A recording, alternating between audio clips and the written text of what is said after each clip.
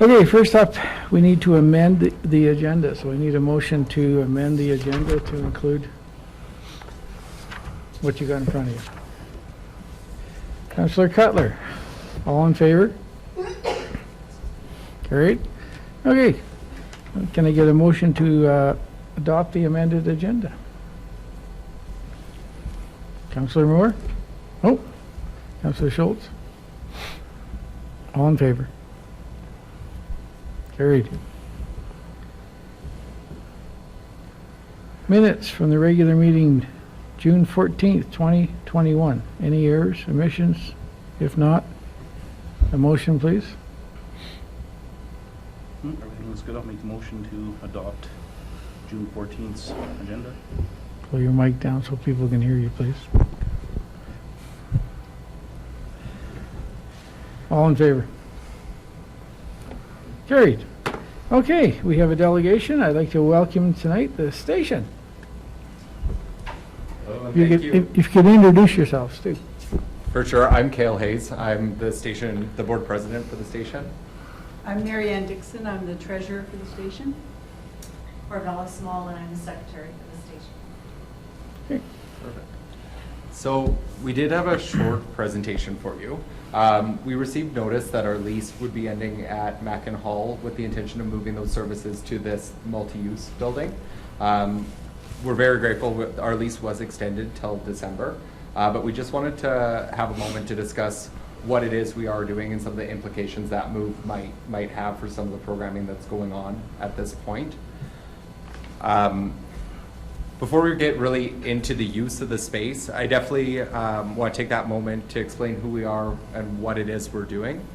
So we can go to the next slide there, if that's all right. Sorry about that. No, that's okay. So while we're waiting on that, the station started because there was a group of kind of concerned community members and service agencies who got together. What we were recognizing is that there were some difficulties in servicing rural areas, including Claire's home. One of those key issues being that we didn't have a physical space to actually do our services. So a lot of times we'd be meeting families for supervised visits at Tim Hortons or public spaces that wasn't working out super well. The group got together. Originally, we were just a kind of a collective of individuals, informal. Then we formalized as a coalition, and now we're a society. On paper, that group got together and said, you know what we need? We need a brick and mortar space for these services to be offered. Thinking if we could offer those services, not only would we be able to get out here more, but we better meet the needs of the community. Sorry, one moment. We can go to that next slide there. So there's quite a few individuals or organizations involved in the station. We started in 2015 and have been going strong ever since, but as you can see, it's quite a wide range of different organizations. They're all youth and family focused organizations working in the space. Some examples of that program would be the Youth Drop-In Center that was operating. I know that they're one of the individuals moving over into this intended space. Greater Foothills Family Center. They've been doing play groups and individualized support for those children and families. So when we can do the next slide if you don't mind. So what we've seen, when we started it, we weren't sure what the uptake was going to be necessarily of the station. We did know that there was some inadequate programs and services here, and part of that fell on us as organizations. How do we operate kind of in between mandates? So it is a split of programs and agencies coming either from Lethbridge or from High River North, typically coming into this area. One of the things that we saw was this need that was unmet by our organizations kind of coming in and out of town. That was definitely evidenced by the low service uptake. And we also saw some things, at least in our organization, where we're seeing a disproportionate rate of families who are facing things like apprehension in rural areas, not because there was any deficit with those families, but because in order for them to come to supervised visits, they were traveling 45 minutes each way. So we wanted to fix that. What we did was we came together, we looked at it, we tried to coordinate our efforts. So there was a few outcomes that came from that. One was that we had a better service continuum in the community. The other part of it was that we were able to actually eliminate some of that duplication of services, where maybe 3 service organizations were traveling to town for the same service on the same day, and kind of coordinate that. One of the kind of unforeseen outcomes was that it made a better experience for the user of those systems, because they were able to come to one place and either have a hand-over-hand referral to a different organization, or they were able to be directed easily to the most appropriate service. We have achieved some successes. We've won some awards for the programs in there, some provincial awards. And we also, since its inception, have had 7,295 individual uses of the space across. For confidentiality, we're not breaking out necessarily what those services are. Keep in mind, some of those are repeated users, but those are the individual uses coming in. On our own agency stats, that's a significant increase in the amount of people that we're seeing in this area than we would have been before, and we attribute that to having that space. So the next slide, if you don't mind. So we were looking at some of the challenges of a proposed move to the multi-use center. Now, don't get me wrong, there's some absolute benefits. This is a beautiful building. I don't know if many of you have been to Mackin Hall recently. It's looking nice, but it's an older building for sure. One of the major ones for us is the cost associated with leasing a different space, when right now we're able to use that one. An important note is that everyone using the space is a nonprofit. None of our contracts pay us extra to come and service a small town, so this isn't something that we're generating revenue from.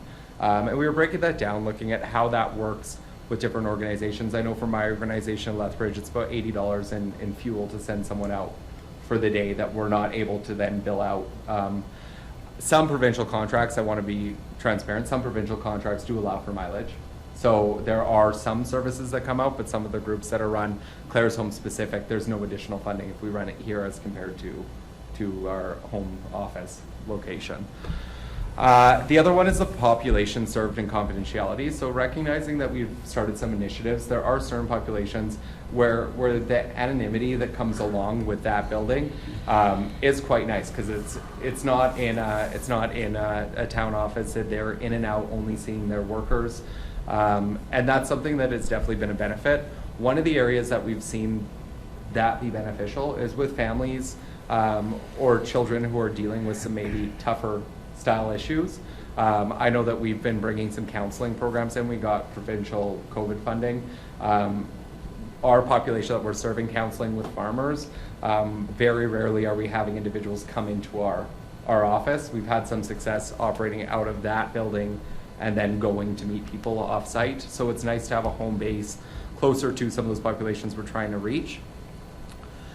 The biggest issue with the town space, in my personal opinion, I mean, there's quite a few different organizations on the board, is the availability of space and what those needs are. Some of the groups that are ongoing at the station right now, like the parent laying type groups, they're operating over a full day of having, like, it would be an 8-hour window of requiring a larger space than an office. So they would be looking at using that community room. When we got the terms of the suggested lease for this space, I know there's 4 hours of that community room use included in it, which is fantastic, typically, except for the fact that those ongoing groups we'd have to find an alternative for, because they're already exceeding that time. The other piece that we were looking at, and maybe this is workable, was that after hours access piece. The majority of our services, because they're focused on children and families, happen after business hours. So that's when the children are available or the families are available. Typically working hours is not when our type of organizations, those frontline services, are the most busy. The last issue that we saw with this is not one to hang our hat on for sure, but when we were operating the station in that corner building next to FCSS, we do know that FCSS was being bombarded with questions about us, and we were navigating with them, and fortunately we were partnered with FCSS, but some of the participants, it made for some confusion instead of having kind of a clear area where they could go for what type of service. So we were looking at all these options and wanted to propose an extension of that lease at the Mackin Hall space, because it is working, it's not fancy. One of the things that we were considering is looking at, if we were able to get some longer term commitment there, we could look at finding some capital dollars amongst the organizations participating and try to revamp or fix it up, but as is, it's working quite well for that purpose. In the event that we weren't able to remain at Mackin Hall after December when that lease expires, we wanted to start those talks early about how could that work for some of those groups that have been operating long-term in Claresholm, and how can we retain those services in this area. We've seen a benefit and we're hoping that that continues. So we can do the next one there. So what we're saying is that Mackin Hall space has worked out quite well for our needs. We do know that space being used one night a week for a different group, and that obviously would remain completely open. We don't have concerns with sharing the space, but I know that there was some concern shared around things like storage or worries about them getting into our stuff, vice versa. I believe that those are workable and we can make accommodations. We can move stuff out or change things in such a way that to make that other group it work well for them as well. The big thing there is that it does provide that physical, that open space, which is very flexible for us. It's much easier to do office work in an open space than do a group work in an office setting, for sure. So that is a big one. We will continue to dedicate that youth-focused programming and services, because I know that it had a mandate attached to it. And for us, the low operational cost and flexibility of that is something that would allow us to keep going. The last point I have here is I want to make sure that we're not coming across and that we're asking for everything for free. Like I said, it's not something that we're generating revenue off of. I know our organizations with the economic landscape in the nonprofit world is quite challenging right now. We had an influx of COVID dollars. So a lot of our organizations are operating on those COVID dollars, either provincial or federal, to kind of get by. But our actual core contracts, there's been quite a few, they're tightening up. So I know in our contracts, we were able previously in that old space, we were doing a lot of fundraising, or we'd be pulling money out of our core agency funding wherever we could to kind of put money towards that rent or do those different pieces. We don't have that option for this year. So I know that it's a nominal cost, the one for here, but looking at what we're doing for stability, we were really hoping that we could continue in that Mackin Hall space. So I don't want to take up too much of your time, but I wanted to quickly pass that along. I know that we do have time until our lease expires. So if that's not a possibility, I at least want to open that conversation so we can start looking at how that would work in such a way that we can keep offering those services in town. Thank you. Okay, that, oh, yeah, come on. Anybody got any questions? Part of our strategic plan, just, in the last 4 years for sure, has been looking at how we can ensure the station's sustainability. And so when we were given this gift of Mackin Hall, we thought, that's great. That is very much in line with our strategic plan about how to make this a little more sustainable. And we were hoping also to get the point of trying to have more community members join the board so that that's even more of an investment in the station. So we, so that's one of the other reasons I think we'd like to stay on Mackin Hall. And it really does serve the bigger programming benefits for sure. Okay, well, okay. Any questions? No? Well, I guess we will take it under advisement and we will discuss it at length and at our next meeting. And we'll be back to you with some answers, one way or another. Thank you all very much. Thank you for your time. Thank you.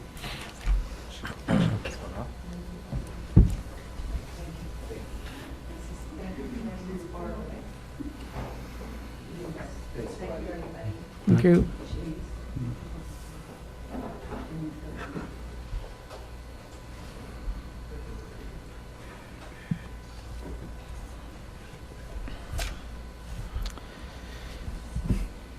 Let's at least get settled.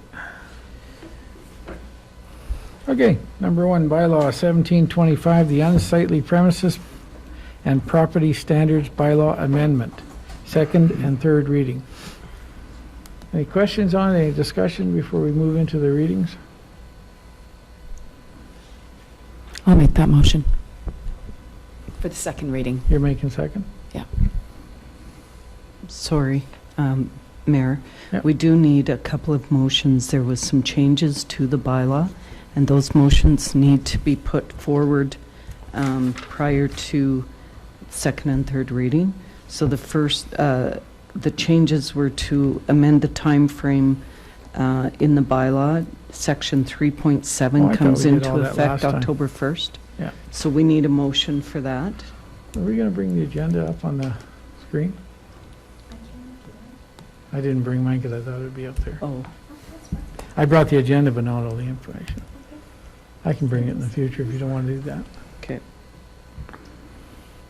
No, I thought that was done last meeting, but okay, we'll get that. So there's two amendments? So we need that prior to second reading, bylaw 1725, a bylaw to amend bylaw 1711 of the Town of Clarisholm unsightly premises and property standards bylaw be amended as followed. And then adding section 3.8. And that needs to be done prior to second reading. 3.7. Also to remove current section 13.2 and add revised section 13.2. Okay.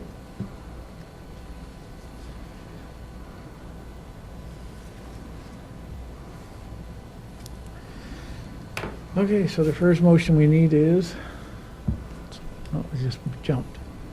I'll bring my iPad next time. So, you're gonna, Oh, we'll use this. if you can just, Mayor, if you'll just give me just a couple of minutes, if you can, I'll make you a copy of the agenda Okay, package. let's do that.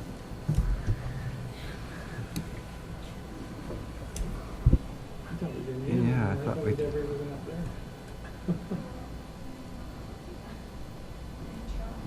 No, I just bring my stuff with me next time.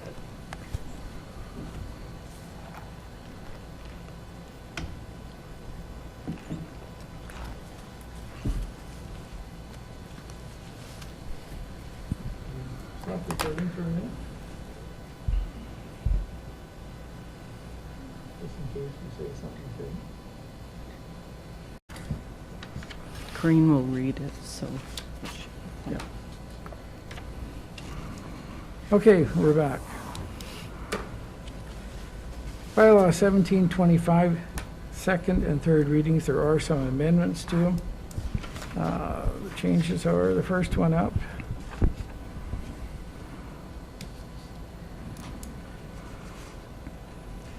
Okay, the first amendments are to add 3.8, A, B, and C. Do you want to go over them? Sure, I can Okay, just explain let's do that. So it was noticed when we were reviewing this bylaw again that there was a section of the previous unsightly premises bylaw that for whatever reason was overlooked and not carried into this.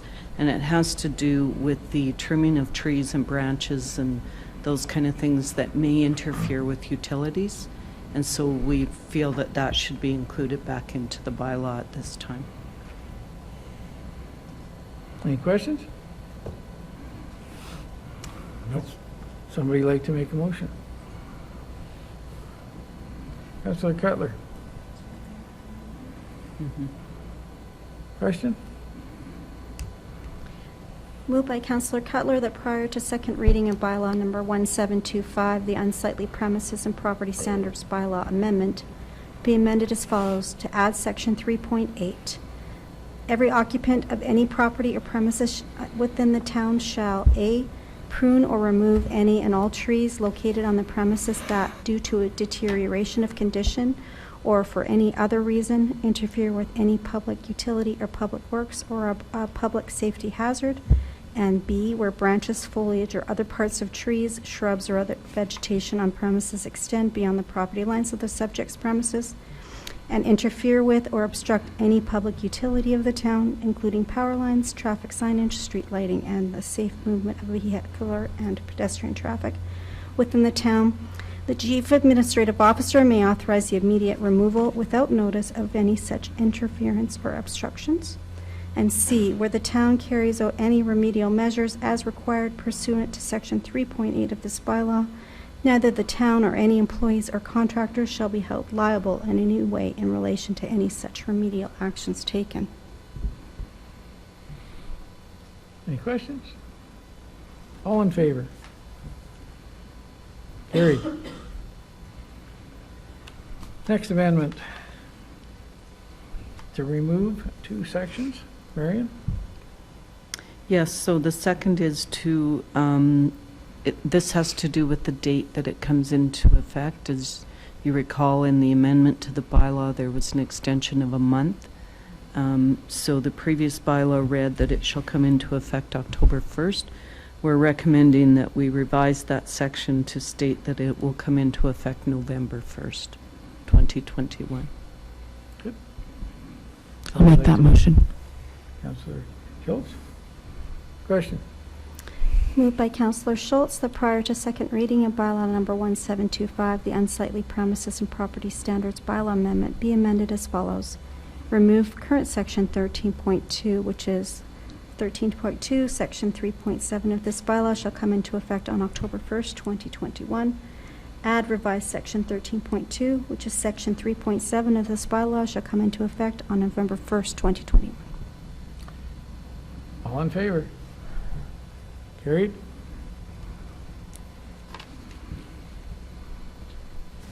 Next up, bylaw to amend 17 unsightly premises.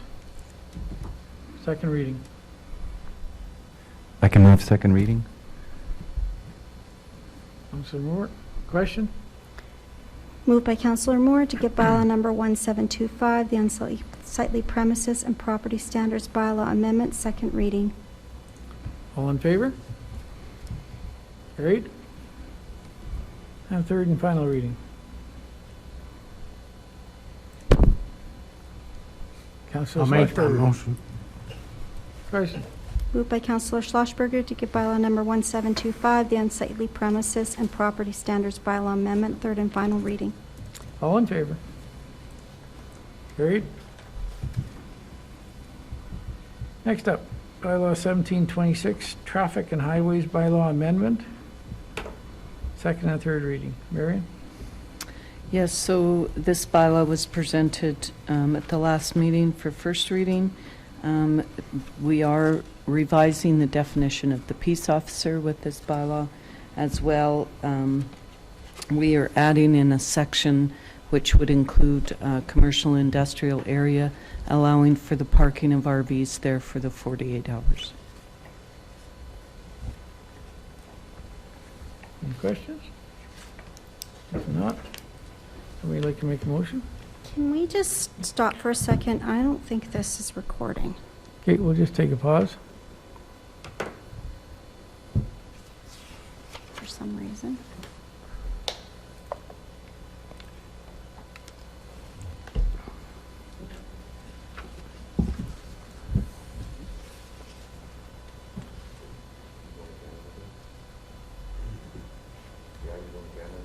Yeah, I get to Yes. play. And hand out cupcakes.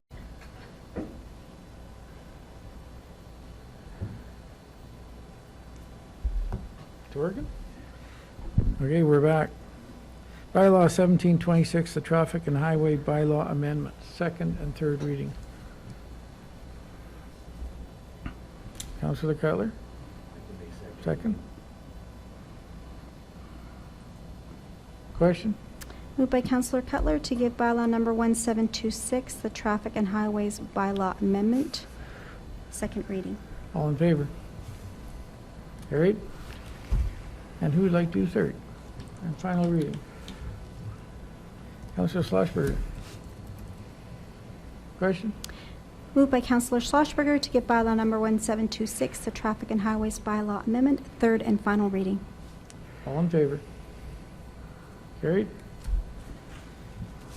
Number 3, correspondence Alberta Environment Parks Regulatory Assurance Division, application for a license for the purpose of recreation. Marion? Yes, I just wanted to inform council that we have now received our license for the water allocation for the golf course.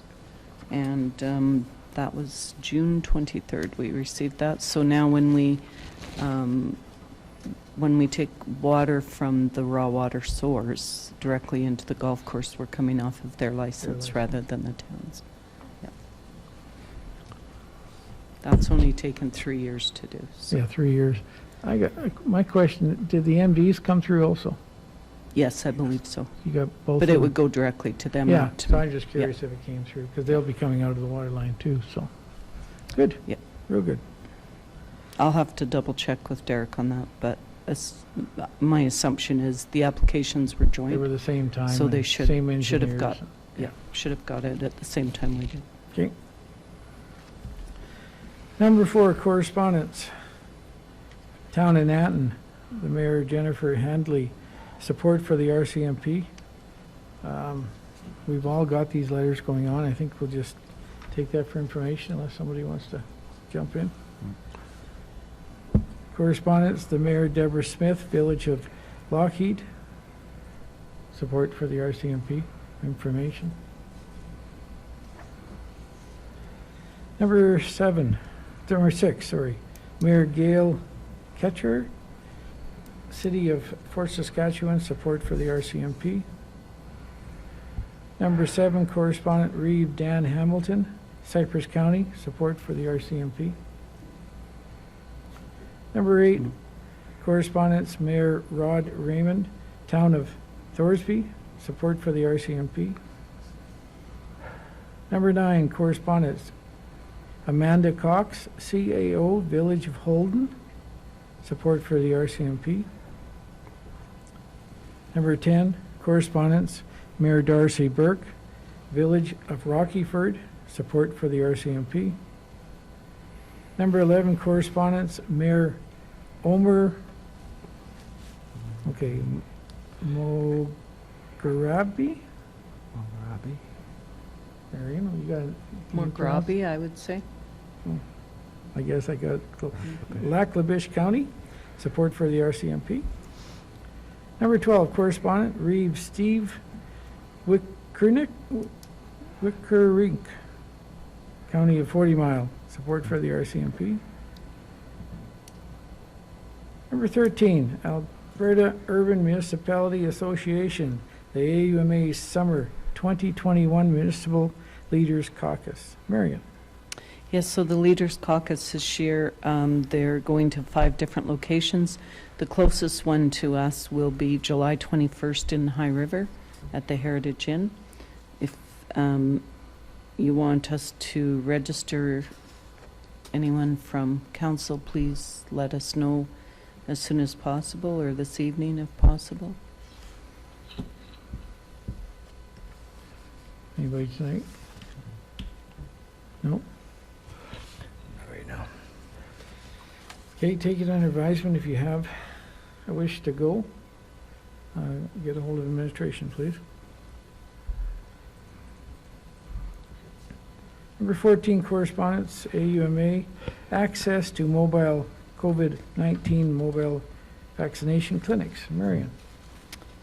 19 to 0 is an organization that is offering regional and local support or presentations for potentially getting an increase in the uptake of COVID vaccines. So if our community is interested, AUMA is suggesting that we reach out to this organization to assist us. I did want, at the time of the agenda preparation, I wanted to note to council that we had 58% of the residents in Claresholm have been vaccinated at least once, according to Alberta Health data. So, Any comments on this? I I don't- should confirm, sorry, that's the Claresholm region. It's not Region, Claresholm yeah. specific. Yeah. I personally don't see a need to reach out to them. Not I yet. think, I know for a fact, my son just got a second vaccination and it was just, there was no problem getting into the pharmacy. There was no lineups. So we good just taking this for information? Yep, sure. Okay, we'll take it for information. Number 15, correspondence, Spock Days Committee. Spock Days Parade, August 14th, 2021. Marion? It's an invitation, as you said, to the Spock Days Parade on a Saturday, August 14th. That will be the same day as our parade. We can't do it. All right. So we'll just take that one for information. We'll send them a letter just thanking them for the invitation, Yeah. if that's okay. Number 16, correspondence. United Way Lethbridge and Southwestern Alberta reopening stream of COVID-19 relief and recovery funds. Marion? So the United Way is distributing approximately $80,000 to registered Canadian charities in Lethbridge and southwestern Alberta. And it is funding, as you said, intended to be used for COVID-19 relief and recovery within communities. Administratively, I didn't have anything that came top of mind that would benefit from this, so. Okay. Take it for information. Number 17, correspondence, Megan McClug and Naomi Bullock, permission to use Centennial Park. Marion? Yes, so these two ladies are, they've come up with an idea of creating a market that's solely for kids vendors. So the idea behind it would be that they would encourage these children to use a bit of an entrepreneurial spirit and come up with ideas that they could sell their goods or services at this market. They would have to be under the age of 18 and come up with these ideas, you know, and be prepared to sell them to the public on August 21st. They're looking at 10 a.m. to 3 p.m. They would also need time for setup and takedown, so pretty much the day, I would assume. And they're looking to use Centennial Park and would like council's permission to do so, I would assume free of charge. So. Sounds like a great thing. Doesn't it? Any comments, questions? Great idea. I like it. Would somebody like to make a motion to support it? Councillor Schlossberger. Question. Moved by Councillor Schlossberger to allow Megan McClung and Naomi Bullock to use Amundsen Park on August 21st, 2021, from 10 a.m. to 3 p.m. with the ability to use the park before and after their event for a youth-focused market, provided that all public health regulations are followed. All in favor? Carried. Number 18, correspondence, order 31-2021.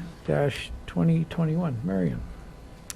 Yes, so I just received this today, and thank you for allowing me to add it to the agenda. We were just notified by Alberta Health that Dr. Hinshaw has signed an order. Right now, the restrictions for indoor businesses and entities must limit their capacity to 33% of the fire code, but due to the heat wave that is expected to be here over the next couple, 3 days, the order is that they will, she is waiving that requirement for facilities that are publicly owned. So it would be things like our community hall or our recreation facilities. And the idea behind it is that or I shouldn't say the idea, the caveat with that is that in order for us to be over the 33%, the activity that is happening must be related to providing relief from the heat wave for residents or travelers. So I have passed that along to the staff. The exemption will run between June 25th and June 30th are the dates. Okay. So just take that for information. Okay, number 19, request for decision, the closure of 49th Avenue West for Fair Days. There's a request from the businesses in the downtown core. This has been spearheaded by Lauren Billy. They're requesting that council consider closing 49th Avenue West again on Saturday, August 14th during Fair Days. and they would like to run a downtown market with sidewalk sales, food trucks, and live entertainment. And that would be done through those businesses. In the past, we've closed that street from the alleyway west, so that if someone turns on that street, they still have the ability to exit in either direction. 49th seems to work well because 50th is the only light that we have in town, so we don't want 50th closed off. So she's looking for approval. The only cost to the town basically for that would be the time it would take for us. We would provide barricades and get that set up for them.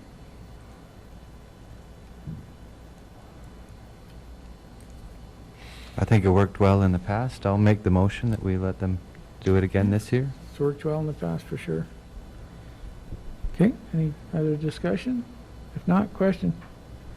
Moved by Councillor Moore to approve closure of 49th Avenue from the 2nd Street West intersection to the north-south alley that runs adjacent to ATB and PharmaSave for a period of up to 12 hours as required for fair days, subject to public health orders in effect for August 14th, 2021. All in favor? Carried.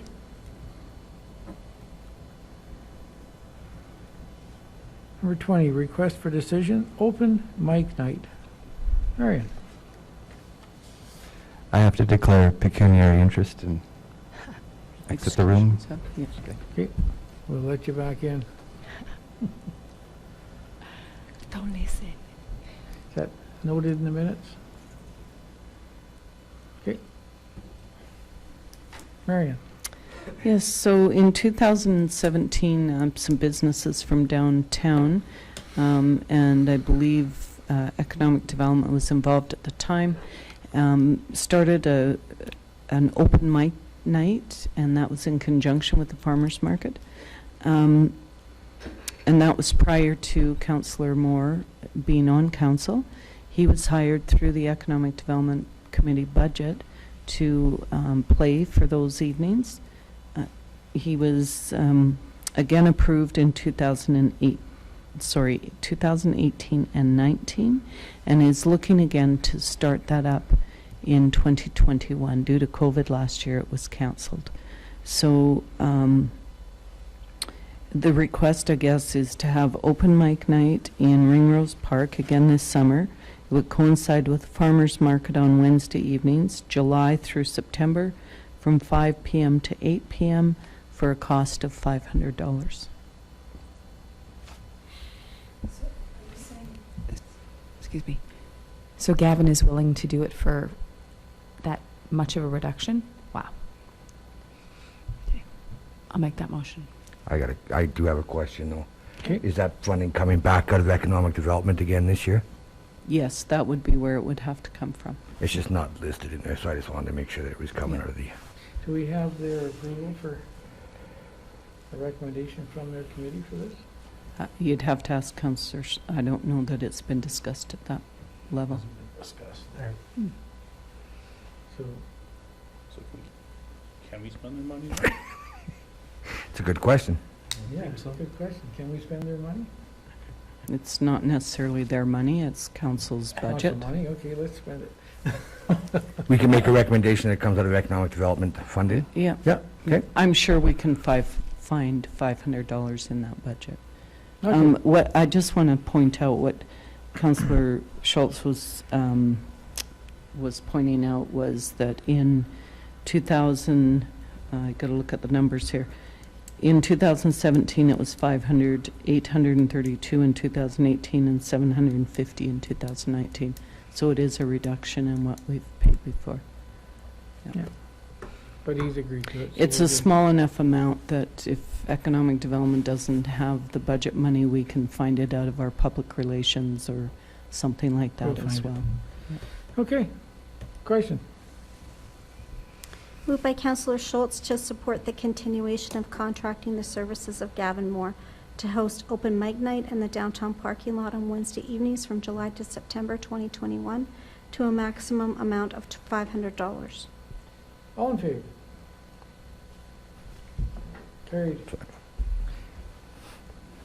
Could we invite Gavin back in?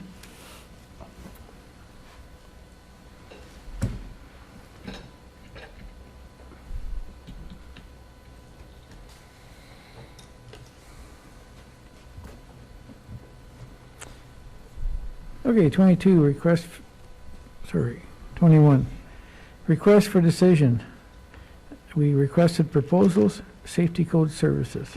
Marion? Yes, so we've had a contract with Superior Safety Codes since August of 2015 to provide the safety code services and inspection services for building, electrical, plumbing, and gas, which are all disciplines that the town of Claresholm is accredited in. Under the accreditation, we're required to have an accredited safety codes officer complete those services for us. So rather than having someone in-house for all of those disciplines, that's why we contract to a third party. In that original contract expired July 31st, 2018, and at that time we executed an additional 3-year term on the contract. So that's set to expire July 31st, 2021. We did send out a request for proposals by invitation to the 3 agencies that provide that service in our area. One was to Superior Safety Codes, one to Park Enterprises, and one to Davis Inspection Services. Administration reviewed those proposals, and through our scoring, and the scoring is in your background there, how they were scored. Superior Safety Codes scored the highest amongst those that reviewed those. One of the things I would like to point out is that the agents, under their proposal, the agency would continue to collect the permit fees and remit to us on a monthly basis, plus also remit the fee that has to go to the Safety Codes Council, which is part of the permit fee. But they are proposing a change to that where, no, the other one, Karine. No. That one. Turn the other one up. No. Yep. Up, top, no. Okay. I'll fix it in a second. It's okay. So they're proposing that the split be 40-60 rather than the previous 25-75. So the municipality will actually receive 40% of the permit fee rather than 25%. So administration recommends accepting the proposal from Superior Safety Codes. Any questions? Would we like to make a motion?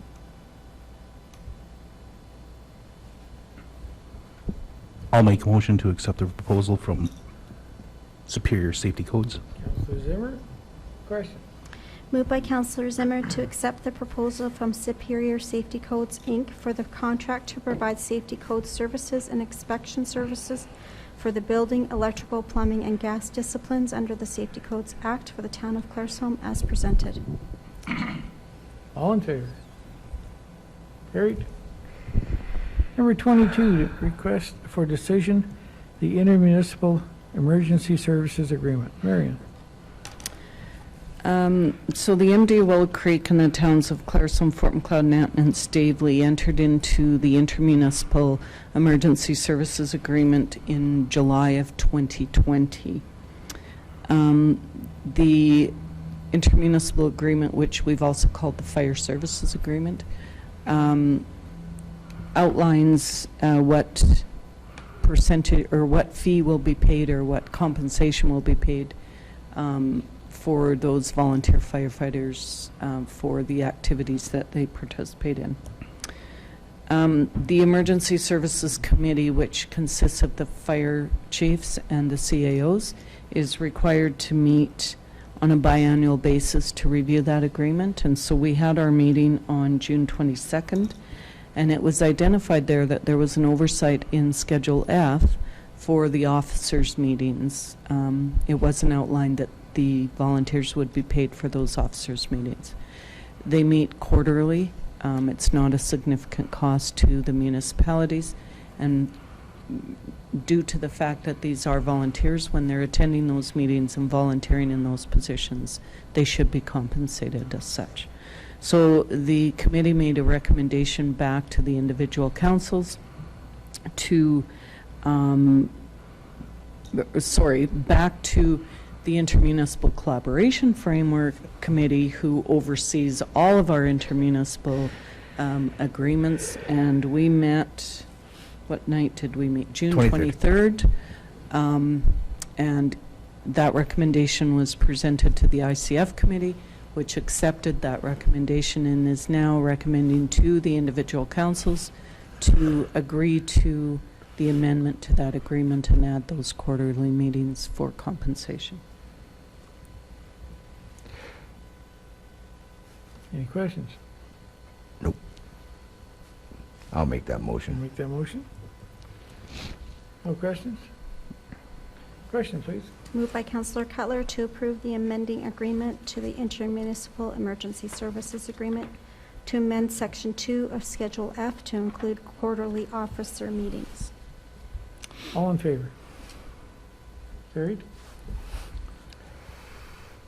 Financial report, statements of operation, May 31st, 2021. Any questions? If not, we get a motion to accept the financial statements.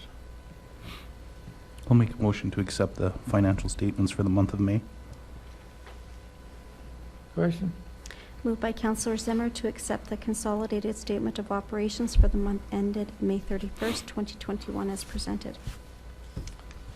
All in favor? Carried. Information brief. Walk to Breathe. Marion. So this is a follow-up to the discussion we had a couple of meetings ago about the gentleman who is walking from Lethbridge to Edmonton, and it's a fundraiser for the Lung Association. So the Economic Development Committee and the coordinator, David Paulson, have been working with this group,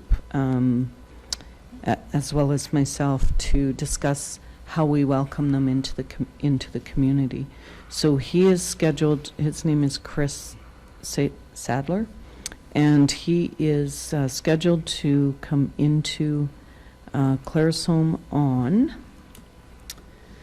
July 9th. He will arrive at the Lutheran Church parking lot at 2:30. And we would like anybody who is interested to meet there. Mr. Mayor, we would ask that you be there as well. To walk with him, I think we've got a fire truck that will follow as well, down 2nd Street, down to Amundsen Park, with the intention to arrive at Amundsen Park by 3 o'clock. The Kinsman will be serving up hot dogs, and the Alberta Lung Association will be there to hand out information and collect donations on behalf of the Lung Association. They'd also like you, Mayor, to just give a welcome speech, and then Chris will do a little speech as well about what his walk is all about. And we've got Johnny D is providing that sound system for us, and so. Okay, any questions? You wanted us to meet at the Lutheran Church, you want us to meet at the park? If you would like to walk with him from the Lutheran Church to Amundsen Park, please meet at The park? the church. Oh, okay. I think it'd be nice if whoever's available to meet at the church and walk. The park. You're doing the part. I'll be there to make sure you get to the park. It's not that big a walk. You could Okay, do I it. just didn't know if you wanted, but Mayor will walk and stuff if we want to. Okay. Yeah, and any community members that, you know. Anybody that wants to walk. Right. Okay. Whoever's interested, it would be nice Yeah. to have a bit of a delegation Yep. there walking with them. Sure. You gonna walk? Yes. Are there any posters around town advertising that? I haven't seen It's that. on Facebook. I think they have been advertising, yes, and we've put it out in our Yeah, social Facebook media and and the stuff as paper. well. Yeah. Okay. Information brief, Claresholm Seniors Drop-In. Marion. So we received an update from the seniors drop-in center with regards to their AGM and some of the requests that we had made of that association. So they are agreeable to absorb the cost of the town utilities. They're agreeable to giving the town a copy of the 2019 annual return and financial statements. They will have the membership vote at the AGM as to whether they will continue to provide those financial statements. And they are also agreeable to allowing a town councillor to sit on that board, but again, we'll take that to their AGM to have the membership vote on whether or not they're going to make that amendment to the bylaws. Okay, we'll take that for information. I know which counselor I like to put on there. We'll see. Okay, information brief. Doug, can I ask one quick question about all the letters that we got regarding the RCMP support? So we get these letters, but just so everybody knows on TV land that we have sent our letters in of support with the RCMP. We have sent in our letters regarding the coal mining process. Like I just remember reading somewhere that people were concerned that our name wasn't listed with a certain group of towns that have written the support, but we've written all those support letters in the past and got them carried through, right? We did the RCMP one before most towns were even Right. off the stick on it, because it was something that was a concern of this council before Right. it even became mainstream. Right. The coal mines, we sent a request that they follow the ecological guidelines. We did not send a letter condemning it. Right. Good. Good. Any other questions? Okay, CAO report. Any questions? Resolution status, any questions? And information items, if I could get a motion to adopt the information items? I'll make a motion to adopt the information items as presented. All in favor? Carried. Motion to go in camera, please. Make a motion to go in camera. All in favor? Carried. Can we have the video? Okay, can I get a motion to come out of in camera, please? Councilor Move that Schultz? motion. All in favor? Carried. Okay, so we have two motions. Which one first? First one for the hiring? Improve the employment contract. Councilor Cutler. Question. Moved by Councillor Cutler to approve the employment contract with Abe Tinney. All in favor? Carried. And then for the start date of August 1st, a motion for that? I'll make that motion. Question. Moved by Councillor Schlossberger to appoint Abe Tinney as a Chief Administrative Officer for the town of Claresholm effective August 1st, 2021. All in favor? Carried. Motion to adjourn. I'd like to make a motion to adjourn the meeting. We are adjourned. Off, please.